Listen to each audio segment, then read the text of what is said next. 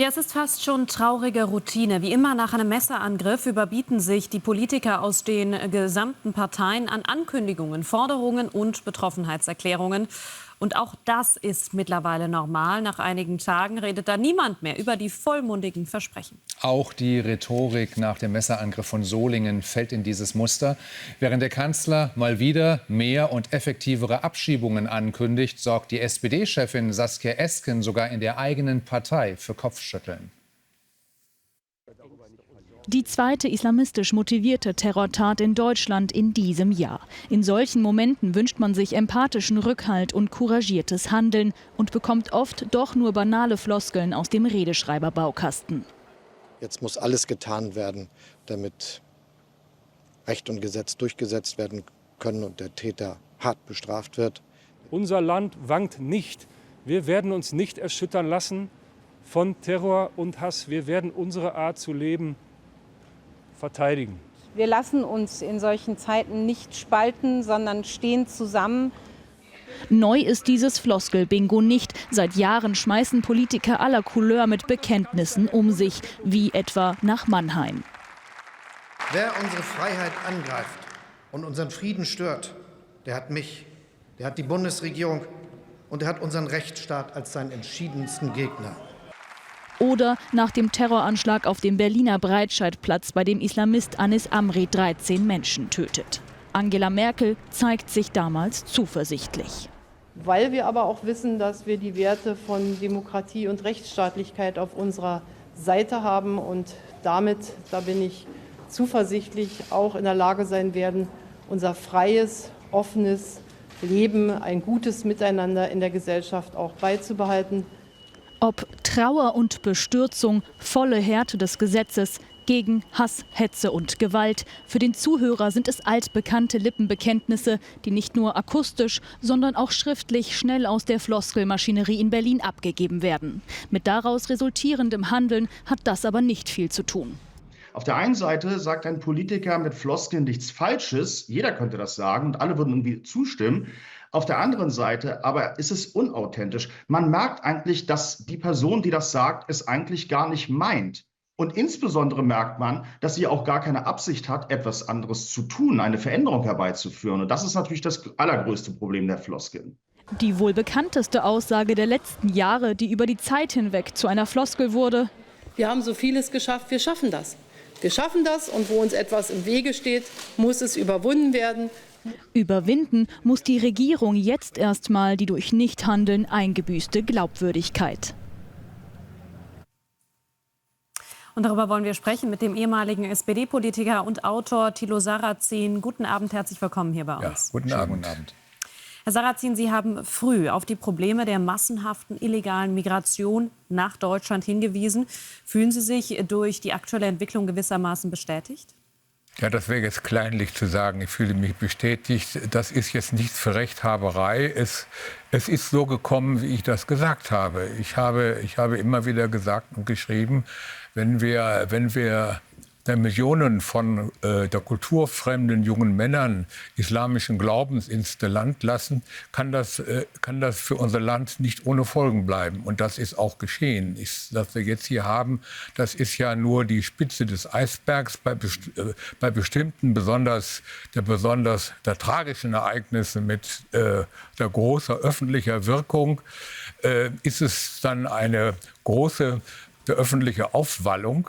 Aber das, was täglich geschieht, dass wir hier jedes Jahr 8.000 Messerangriffe haben, wenn ich jetzt die Zahl richtig im Kopf habe, dass jedes Jahr 400 Menschen durch die Hand von der Gewalttätern aus dem islamischen Raum sterben. Das sind ja die Tatsachen. Und in wenigen Wochen werden diese 3 Toten vergessen sein und sie werden in die Statistik des nächsten Jahres eingehen. Und meine Befürchtung ist, dass sonst nichts passiert, weil sich ja die Politik da festgefressen hat. Das konnte man ja eben in den Nachrichten sehen, wo die Einzelnen sagen, das geht nicht, das geht nicht, das geht nicht. Wenn man das addiert, dann wird gar nichts gehen. Dann wird man Worte finden und die Politik wird von Runde zu Runde, indem sie nach solchen Ereignissen harter kraftmeiernde Worte findet, weniger glaubwürdig. Das ist das Tragische. Sie haben nach dem Terroranschlag von Solingen sinngemäß gesagt, die Verbindung von männlicher Jugend, kultureller Fremdheit und islamistischer Radikalisierung ist bestürzend. Da muss man es aber dazu sagen, dass ja nicht alle Migranten, die zu uns kommen, die jung und männlich sind, eben gefährlich sind. Wir haben Wo sehen Sie da die Trennung? Wir haben ja auch bloß in Anführungszeichen 400 Morde durch diese Gruppe im Jahr.